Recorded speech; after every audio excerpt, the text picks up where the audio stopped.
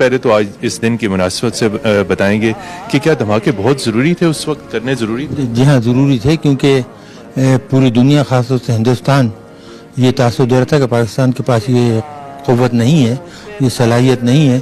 اگر ہم نہیں کرتے تو ایک طرح کا وہ بلف کال ہو جاتا.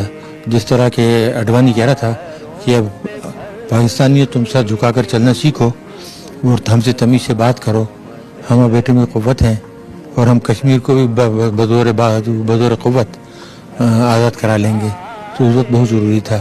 اگر لوگ یہ کہتے بھی کہ ہمارے پاس یہ قوت ہے، جیسا کہ لوگ کہہ رہے ہیں، بہت سے لوگ وہ اس سے واقف نہیں ہے، ایک طرح کی کم عقلی کی بات کرتے ہیں.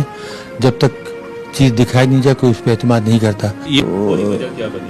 فوری وجہ تو انڈیا کے دھماکے تھے نا. دیکھیے اس نے 11 اور 13 کو دھماکے کیے، 11 مئی اور 13 مئی کو، اور جب اس قسم کے جارحانہ بیانات دینے شروع کر دیے تو پھر پبلک تو پاکستانی پبلک کا پیسے اس قدر زیادہ تھا کہ نواز شریف صاحب تو پھر بچ نہیں سکتے تھے اس سے.